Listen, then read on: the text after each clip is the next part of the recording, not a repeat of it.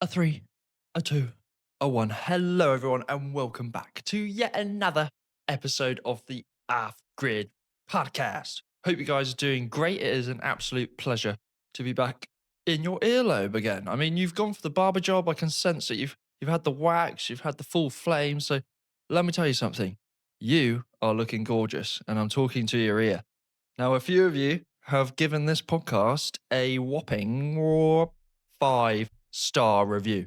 Very nice indeed. Thank you very much. We don't do Michelin star here, they only give out 3, and this podcast tastes just as good.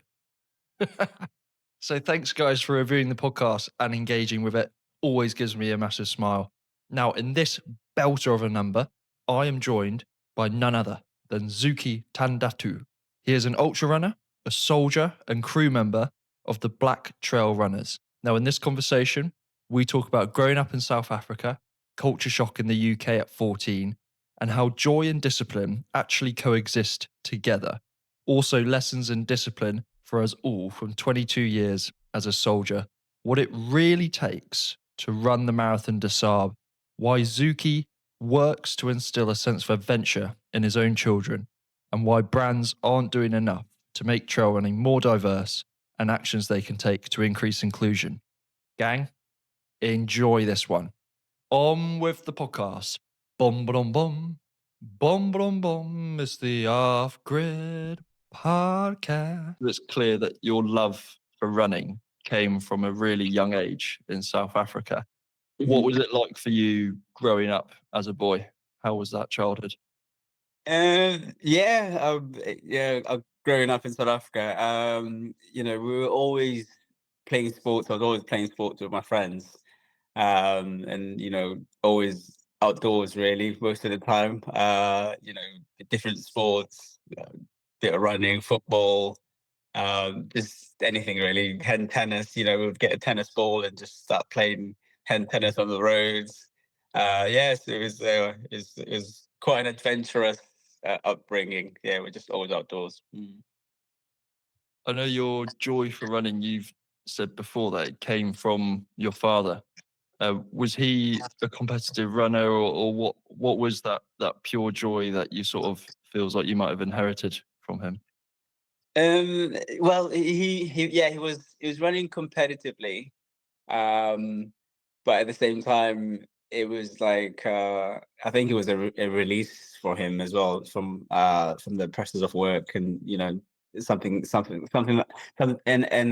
another outlet for him basically. I think so. I was growing up, I was sort of watching him go out and training runs, and then I was sort of picking up on that without realizing it that much, but just watching him do it. And then he would say, "Oh, he's going on a 10 or 15K run," and then I would think, "Oh, I'm not sure I'd be able to ever do that." But yeah, over time, obviously, I managed to be kind of similar as well. So yeah.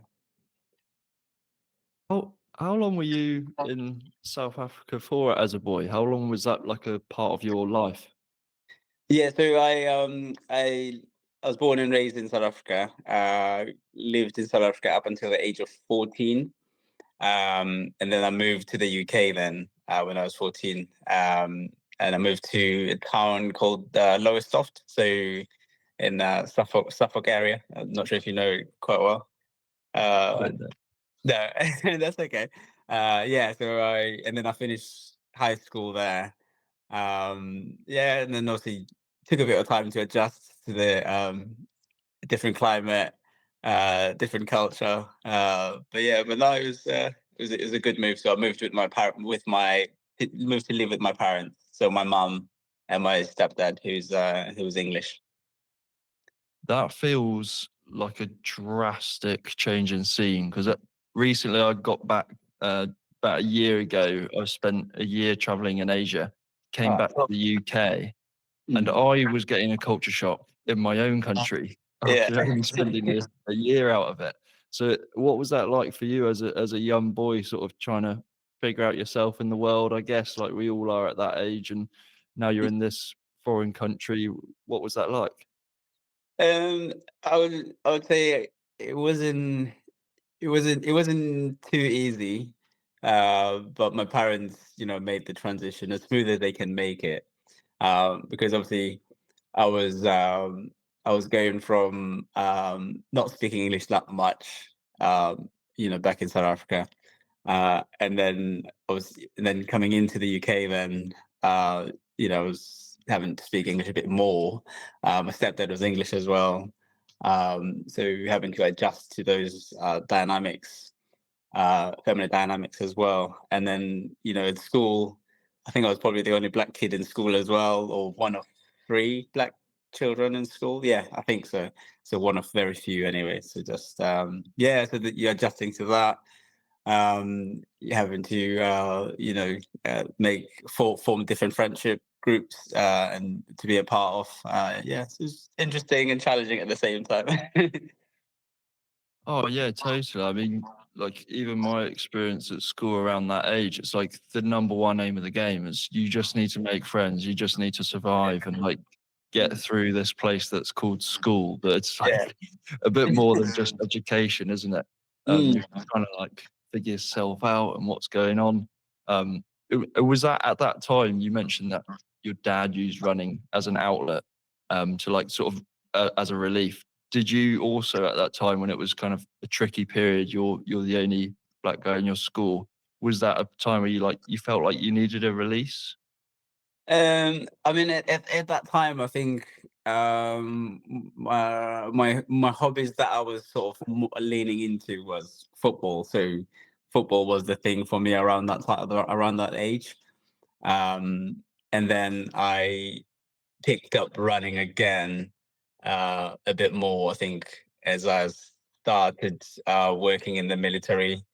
Yeah, and then that just kind of grew from then, really. Yeah.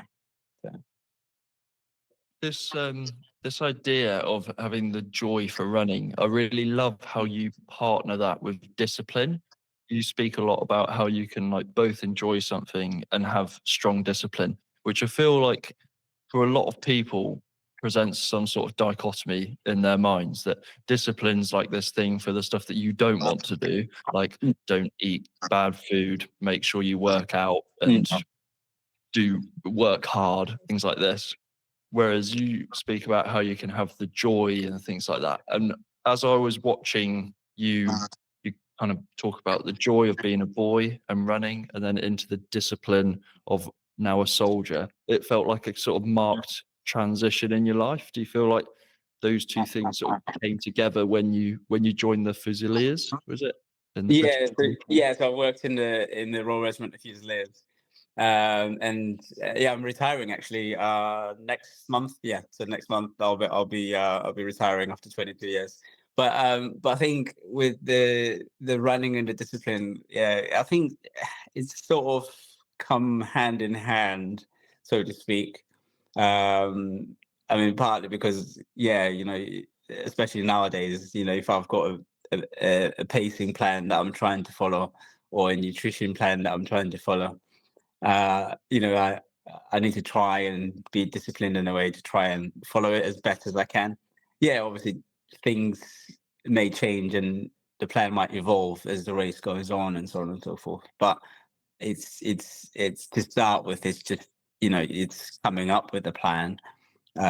It's making sure that you're training right on a day-to-day basis, and having the discipline also to do things like, go to bed on time, getting enough rest, enough recovery, and so on and so forth. So, yeah, I think that, the discipline and the running, I think they merge nicely, and that's helped obviously with my experience within the military as well. So my past experience. So Feels like quite a poignant time in your life, 1 month away from retiring. Have you got yeah. any reflections on your career? Yeah, no, it's been good. It's been interesting, challenging, and rewarding as well. So yeah, it's been a good experience because obviously I spent my my early 20s, late teens, military. So yeah, and I'm 40 now. So yeah, it's been a while. Hmm. What was it at the start that made you join the military? I was always interested in traveling, adventure, playing sports, and I think at the time just before joining, I think my stepdad was would mention, oh, you played he had an influence in me. He said, oh, you could do all these things in the army and so on and so forth, travel. And then obviously I spent some time thinking about it. And then I think his dad used to be in the Navy as well. So he was trying to sell it as much as possible to me. Um, but yeah, and then after doing a little bit of research myself, and then I decided, oh, I'll give it a go, see how it goes. Yeah, here we are 22 years later. Yeah. Feels like quite it's almost like a closed off world, the military, isn't it? It's hard to get an insight into what actually life is. But when you reflect back on your 22 years, how would you describe like what you've done and what the career entailed? um, I mean, I think progressing through the ranks. I think I wasn't like uh I didn't start off at a rapid rate progressing through the ranks. I think maybe after about 5 years or so, that's when I started pushing for promotion. And then from then on, and then things just kind of took a nice steady climb then, rapidly for a few years, and then a steady momentum then going through. But it was always interesting anyway, because you're always doing different things, and you're always involved in different training scenarios or different exercises. You getting to go to different places, living in different places. So at times you'd move after a few years. I think I've lived in Germany for 6 months, and lived in Cyprus, I think, at one point for like a year and a bit. Yeah, and then through that, and you get to go to many other different countries as well. So. That's really cool. And am I right in thinking that you had a colleague at work in the military who actually got you into trail running? Yeah, yeah. So into trail and ultra running. Yeah. So my mate, Matthew Foster. So he's the one who kind of who introduced me into the world of ultra running. So he was hugely obsessed with it. And yeah, I think he'd go and do these ultra marathons, and then come back, and then he'd be fresh on the Monday, ready to come on and do some fitness training with us, and then talk about it. And then I thought, oh, one day I'll join you. And then he did invite me on one race, and then yeah, I took him on that offer. And then yeah, and then here we are, a few ultra marathons later. That's great. It's always good to have that mate who just gives you a bit of a nudge to get you going and push yourself. That sounds like a great starting experience in trail running. Yeah. One thing I was thinking of looking at everything you do in regards to your training is just the sheer consistency that you have. Like you haven't missed a training day, bar holidays in the last 2 years. Um, what is it that you think people miss? Because I feel like a lot of people sort of look at that and they're just wondering how on earth do you do that? I feel like everyone would want to do that to have, Yeah. but what is that you have that you think like obviously most people don't? Well, a minor correction. I think over the last week, I think I missed one session, but I did it on the next day. That was because of parents' evening. I think that one was. Uh, I know my coach might be listening to this and he'll be thinking, yeah, he's missed one.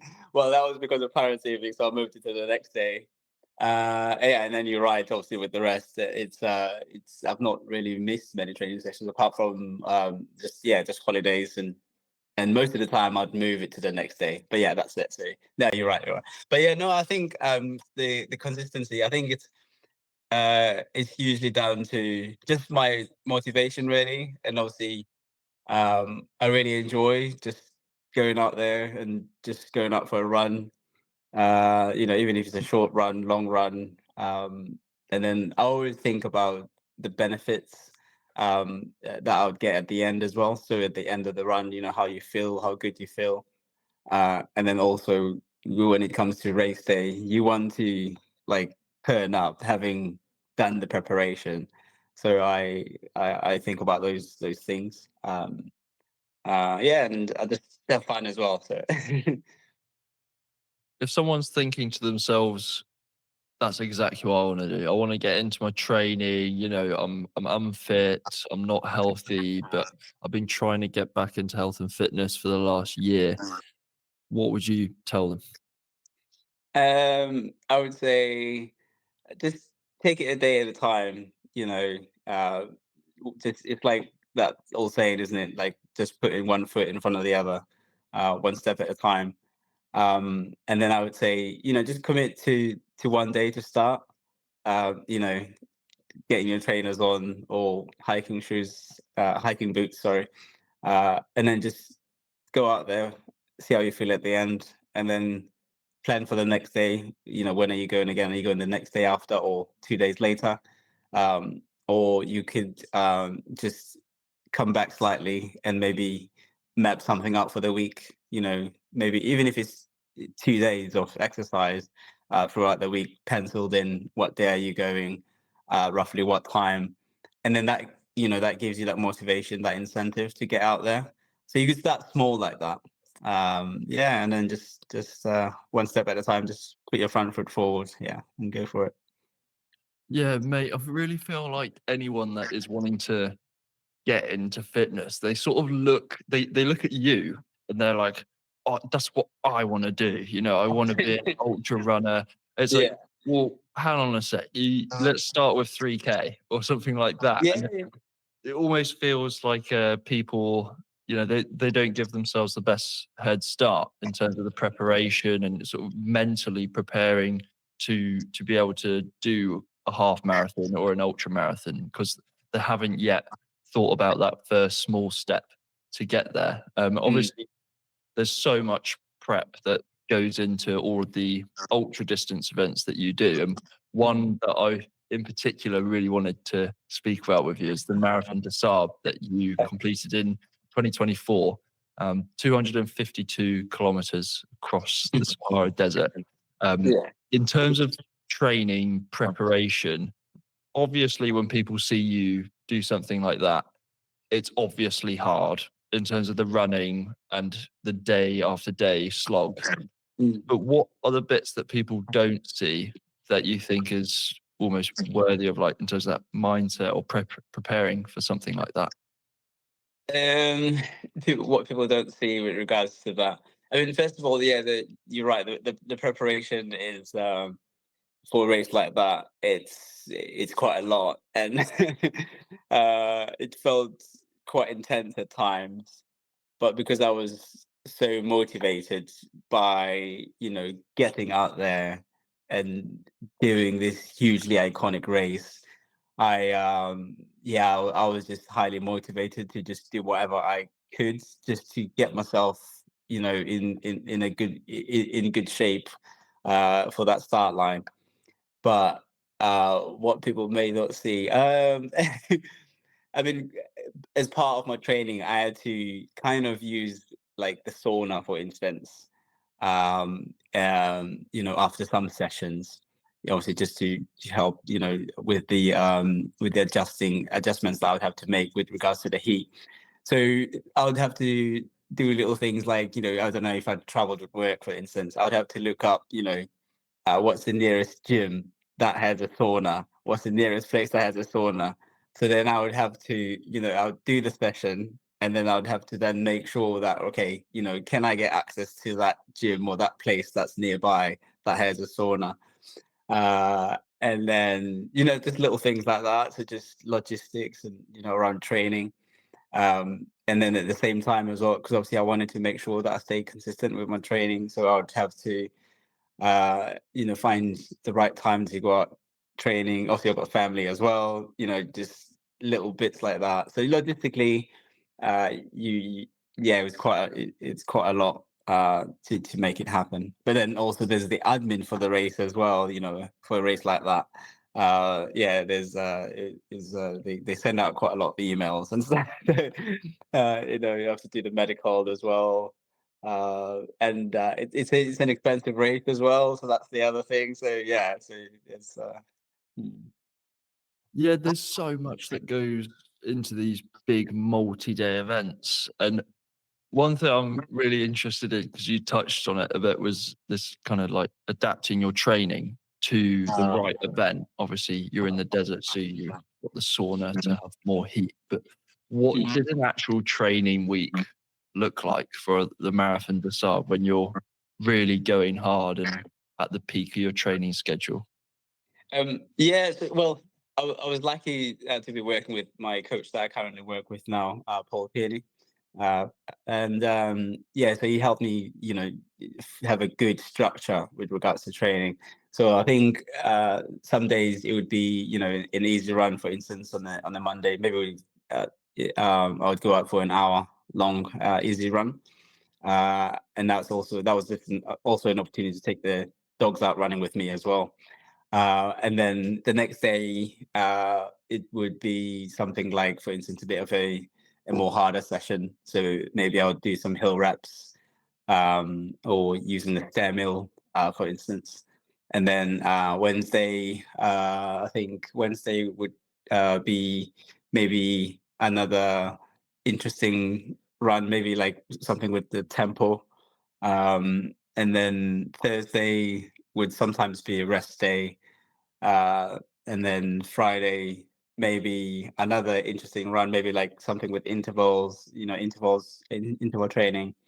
And then there was some strength and conditioning mixed in there as well. So it might be like before one of the sessions, and then Saturday would be like a long run. Um, and then at times when the intensity went up, I'd always have Sunday as a rest day actually. And then when the intensity ramped up a little bit, one of the days, maybe like a Thursday or the Wednesday, would also be another rest day. So I'd have one or two rest days in the week, but then the intensity just going up slightly. And then on after one of those sessions, I would, after maybe two actually, two or three other sessions. Sorry, I would I would have to try and get to the sauna. So so it was quite a lot. Yeah, with regards to preparing for that Marathon de Sables race, but I wouldn't uh I wouldn't change a thing. I mean I would change obviously some bits, sorry. But with regards to the effort levels that I had to put in, I wouldn't change that. I would have another good go at it again. And yeah, and I need to go back there again sometime in the future. Yeah. Just the sheer workload, it's Yeah. almost sounds intimidating. It's like, "Oh my god, you've got so much to do." And then also with you and your life, you've got a family, you've got kids, you've got parents' evening or whatever it is. And, you mentioned before this call, you've got what is it? You've got 5 children, Yeah. 3 horses, 2 Yeah. dogs, 20 chickens, and 2 Yeah. turkeys. Yeah, and was it three guinea pigs as well? Yeah, so that's probably one of the reasons why I can't, I'm not posting that much on Instagram. I mean, I do post, but not as much as probably I could or should. What I really love is how you seem to merge your training with your life. Like it's not this kind of separate thing where it's like headphones in, leave me alone because I'm in my zone. It's very much like I watched a video of you running on a trail, a wet, muddy trail with your child in the buggy and your dogs running Yeah, around you. It really made me laugh. It's yeah. it's no little buggy ride around Regent's Park, is it? You're like slogging through mud and everything. Um, Yeah. what it made me really curious about was what it is you want to instill in your children. What is it you want to teach them? Yeah, I mean, first of all, they do appreciate the outdoors in their own little ways, but I want them to just to keep that sense of adventure, and encourage them to be going out there, just exploring the world and the outdoors as much as they can. So if I can pass that on to them, then I would have done my job. I'd be happy with that. And then I just want them to be curious as well. So, about the world in general, the outdoors, and obviously other cultures as well. So yeah, so those are just some of the things that I'm trying to instill in them. And so far, it's going okay so far. Yeah. So there's the odd occasion, obviously, where you say, oh, we need waterproof jackets, for instance, and then they'll think they know better sometimes, and then you kind of have to coach them through it, or try to coach them through it, or just make sure that you've got that waterproof jacket in your backpack or your rucksack. So yeah, but no, it's going well so far. Mhm. First of all, I love that you really want to instill adventure in your children, but I am curious as to why you want that for them. I mean, there's just so much to see out there. There's so much. The world is a big place, and most of it is unexplored. So yeah, there's yeah, and then I think it also just makes them more rounded individuals as well. You know, by having by obviously, I mean, it's a privilege in itself to be able to travel, but they have that privilege to be able to travel and see other places. And then it just also allows them to learn about other people as well, and not just be in their own little bubbles, so to speak. Mm. I feel like it's almost more difficult for your children now. Are they what sort of ages are they? Yeah, so we're a blended family with five children, my wife and I. So we've got our son Rory, my stepson, so he's 14, and then two girls that are 12 and 11, and then a boy who's 7, and then 2-year-old Serena, who's yes, she's 2. Yes, Serena's 2. So yeah, so Wow. So they're bang on the iPad tech generation, basically. yes. Do you find like there's almost resistance with wanting to give them a sense of adventure, but then everyone around them at school is all on their iPads? No, I mean we're quite lucky that we're in the countryside, so we're in a village, small village. So they're surrounded by nature in a way, so they're quite privileged in that sense. Um, I mean, yeah, they do like screen time sometimes, but we're able to negotiate around that, quite easily. So easier than maybe some people may find it. Yeah. So, and then also, yeah, I think, yeah, my wife is quite ruthless when it comes to screen time anyway for them. So I'm probably the more lenient one. So, Well, that's great. I feel like there's always a challenge when you're bringing up children, particularly at the moment, with this idea of like, wanting to give them that sense of adventure in a time where everyone's just glued to their screens on TikTok or like, I yeah. don't know. I feel like that has got to be tricky. And you're wearing it very well.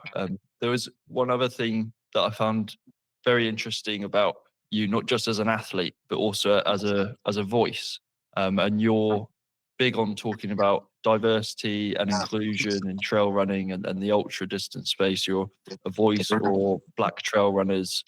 What I was really interested in is, given that you're a runner and Mhm. you're also on social media and the branding ambassador role, how has social media, do you feel like the relationship between social media and people talking about diversity has yet to translate into real action on the ground? How do you feel about that? Yeah, so I'm one of the crew members for Black Trail Runners, so it's a campaign charity seeking to increase diversity in the outdoors and trail running space. Uh, and yeah, so I mean, uh, there's times where it feels like progress has been made, but I think sometimes I mean there's always room for improvement. I think we could always do more as a society anyway, and also obviously in the trail running space, you know, the brands and race organizers and so on and so forth. I feel like they could do more. Some will um talk the talk, but not quite walk the walk, if that makes sense. They'll commit maybe this year, but at times I feel like there's not much long-term planning with regards to diversifying the outdoors. Yeah, that's how it feels like anyway, sometimes. I feel like sometimes they'll be reactionary, they'll just be wanting to be seen to be, oh, you know, we're for diversity. And then next thing you know, a few weeks later or a few months later, you know, they've kind of moved on to the next topic. So I feel like we need tangible uh uh more tangible action. I feel like yeah. So I'm yet to see more. I'd love to see more. Yeah, if that makes sense. Yeah, completely makes sense. I mean, there's so much now, particularly with social media and Instagram, where it's as simple as a brand campaign for diversity. But then when you actually look at events and who's turning up and who's actually running the show, I don't think that personally it translates at all compared to the amount of marketing and branding that goes into it on like the more campaign side of things. So it's like you've got this big image of we're doing a good thing, but actually, Yeah. what are you really doing? What's happening on the ground, and how are you making the runners feel? What do you Mhm. feel like the actions are required in order to increase inclusion in the sport? I mean, yeah, you kind of touched on it there just a little bit. So with some of the brands, I think we could look at just diversifying their workforces to start with, and then that would enable them to kind of have different ideas, about their campaigns, about what they come up with. But also, and then when it comes to the race organizers, you know, what do your staff look like, and you know what volunteers, if it is volunteers that you're using, what are the incentives to get a more diverse audience of, you know, of volunteers involved within that race, or, you know, institutions again, you know, what's the employment structure like, you know, are you encouraging people from diverse backgrounds to apply for some of these jobs, and that's the same for brands as well, because most of the time I think with some of the brands, yeah, they're not as diverse as they could be, if that makes sense. But yeah, I think more tangible action and just more solid concrete steps needs to be made. Yeah, that's how I feel about that. Mm. Yeah, absolutely. It's like back to this point you're sort of making. I feel like there's two overarching themes where it's like marketing, but then policy. And what are you actually doing to put in place to actually make this a more diverse space? Because ultimately, most people who get into the outdoors, particularly in England, and if you turn up to an ultra running event or something like this, the representation, diversity, and inclusion, that marketing campaign is not there. Like, so how is it that you feel like in this space when, let's say, you've got new generations coming through who are interested in getting into running, but they feel like maybe it's not their space. What would you say for people like them? No, I would say, you know, it's a space for everyone, young, middle aged, you know, older generation. Yeah, there's room for everyone. You know, let's all get involved. And I would say, don't be discouraged by any naysayers really, and just get out there. Just do whatever form of running you want to do. It doesn't have to be far. It doesn't have to be anything. You can just get out there and just put one foot in front of the other and just get out running.